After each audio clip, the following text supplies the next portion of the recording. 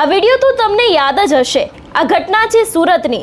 સ્થાનિક સ્વરાજની ચૂંટણીના સમયે સીએમનો રોડ શો ચાલી રહ્યો હતો ત્યારે આ મહિલા દ્વારા વીઆઈપી કલ્ચરને લઈને સવાલો ઊભા કરવામાં આવ્યા હતા। પણ હવે આ સમગ્ર મામલે એડવોકેટ મેહુલ બોગરા મેદાને આવ્યા છે અને તેમના દ્વારા આક્ષેપો મૂકવામાં આવ્યા છે કે અત્યારે હાલ પોલીસ આ મહિલાને ધમકાવે છે અને સીએમની માફી માંગતો વિડીયો બનાવે એવી પણ વાત કરે છે। સમગ્ર મામલો શું છે, મેહુલ બોગરાએ આ વિષયને લઈને વધુમાં શું કહ્યું છે તેની વાત આ વિડીયોમાં। નમસ્કાર, હું હંસિની અને તમે જોઈ રહ્યા છો નિર્ભય ન્યૂઝ। ગુજરાતમાં સ્થાનિક સ્વરાજની ચૂંટણીનું પરિણામ સામે આવ્યું। આ વખતે જનતાએ ફરી એક વખત ભારતીય જનતા પાર્ટીને ખોબલે ને ખોબલે મત આપ્યા છે। ફરી એક વખત આજ ભારતીય જનતા પાર્ટી ઉપર વિશ્વાસ મૂક્યો છે અને 5 વર્ષ માટે સત્તાની કમાન ભારતીય જનતા પાર્ટીને આપી છે। પણ સુરતની અંદરથી થોડા સમય પહેલા એક ઘટના સામે આવી હતી। એક સીએમનો રોડ શો હતો, એ જ સમયે એક મહિલાને રોકવામાં આવી હતી। આ મહિલા રોષે ભરાઈ ગઈ હતી ને તેમના દ્વારા સીધા જ સવાલો છે તે વીઆઈપી કલ્ચરને લઈને ઊભા કરવામાં આવ્યા હતા કે શા માટે થઈને લોકોને જવા નથી દેવામાં આવતા। એ વિડીયો સોશિયલ મીડિયામાં ખૂબ જ વાયરલ થયો હતો। પણ હવે સુરતના એડવોકેટ મેહુલ બોગરા દ્વારા વધુ એક વિડીયો બનાવવામાં આવ્યો છે જેમાં કહેવામાં આવ્યું છે અને આક્ષેપો મૂકવામાં આવ્યા છે કે અત્યારે હાલ પોલીસ છે ત્યાં મહિલાને ધમકાવી રહી છે। એટલું જ નહીં, પોલીસ સ્ટેશન આવીને સીએમનો માફી માંગતો વિડીયો બનાવો, નહીં બનાવો તો તમારા ઉપર ગુનો નોંધવામાં આવશે એવા પણ આક્ષેપો એડવોકેટ મેહુલ બોગરા દ્વારા મૂકવામાં આવ્યા છે। સૌથી પહેલા તો મેહુલ બોગરાએ આ વિષયને લઈને વધુમાં શું કહ્યું છે તે સાંભળીએ। જે આંગળીથી અમે તમને વોટ આપીએ છીએ ને, એ આંગળી ચીંધી અને તમને પ્રશ્ન પૂછી તમારો વિરોધ કરવાનો એ અમારો અધિકાર છે। ગઈકાલે આ બેન આવ્યા હતા મારી પાસે પોતાની સંપૂર્ણ આપવીતી લઈને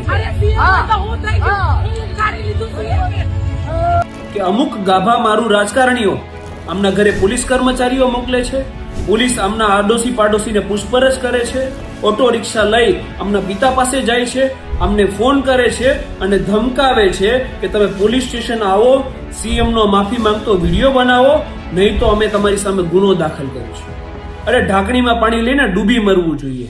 જે મહિલા મેડિકલ ઇમરજન્સીને કારણે ફ્રસ્ટ્રેશનમાં આવી અને ઓન રોડ વીઆઈપી કલ્ચરનો વિરોધ કરે છે તો એવી મહિલાનો સીએમ કાર્યાલયમાં બોલાવી અને એમનું સન્માન કરવાને બદલે તમારી ઉપર ગુનો દાખલ કરીશું એવી ધમકી આપો છો। અમથા તમે વાત કરો છો નારી સશક્તિકરણની, સ્ત્રી સન્માનની, મહિલા આરક્ષણ બિલની અને ઉપરથી એફઆઈઆરની ધમકી આપો છો।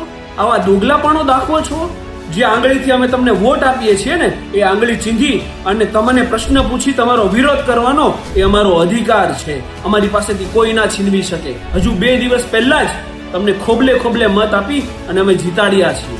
આ માટે જીતાડ્યા છે એક પદને અનુસંધાનમાં થતો વિરોધ તમે વ્યક્તિગત કઈ રીતે લઈ શકો।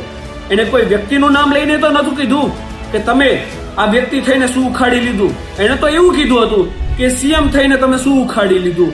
તો તમે સીએમ નું પદ કઈ દહેજમાં તો નથી લાવ્યા, આ આંગળીથી વોટ કરીને જ તમને જીતાડ્યા છે। અને પછી જો એવું જ હોય ને તો સીએમ સચિવાલયમાંથી એક લેટર પેડ ઇસ્યુ કરો કે કોઈને પણ વિરોધ કરવો હોય, કોઈને પણ વિડીયો બનાવવો હોય ને તો પહેલા સીએમ આવાસમાંથી બધાને પરવાનગી લેવાની, એ પરવાનગી મળે પછી જ વિડીયો બનાવવાનો।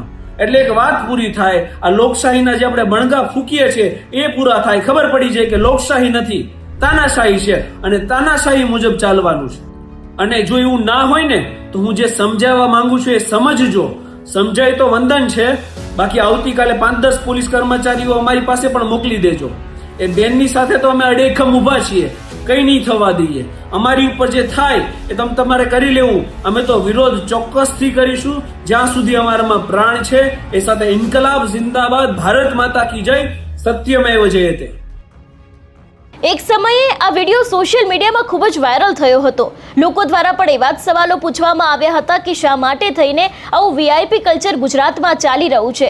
જો લોકોને કામ હોય તો તે લોકોને કેમ અટકાવવામાં આવે છે? સીએમનો રોડ શો ચાલી રહ્યો છે તો આ મહિલાનો ગુસ્સો પણ વ્યાજબી છે એવી પણ વાત લોકો દ્વારા કરવામાં આવી હતી। ને અત્યારે હાલ જે રીતે અહીંયા મેહુલ બોગરા દ્વારા આક્ષેપો મૂકવામાં આવ્યા છે કે તે મહિલાને અત્યારે પોલીસ ધમકાવી રહી છે, સીએમની માફી માંગતો વિડીયો બનાવવા માટે પણ ફોર્સ કરવામાં આવી રહ્યો છે, છે અને જો વિડીયો નહીં બનાવવામાં આવે તો તેમની સામે ગુનો દાખલ કરવામાં આવશે એવા પણ આક્ષેપો અહીંયા મૂકવામાં આવ્યા છે. જોવાનું રહેશે કે હવે આ સમગ્ર મામલે શું ખુલાસા થાય છે, તે મહિલા દ્વારા કોઈ પ્રતિક્રિયા આપવામાં આવશે કે કેમ તે પણ હવે આગામી સમયમાં જોવાનું રહેશે. આ સમગ્ર વિષયને લઈને તમારો શું અભિપ્રાય છે અમને કમેન્ટ કરીને ચોક્કસથી જણાવજો. તેની સાથે અમારી ચેનલ નિર્ભય ન્યૂઝને લાઇક, શેર અને સબસ્ક્રાઇબ કરવાનું ભૂલશો નહીં. નમસ્કાર.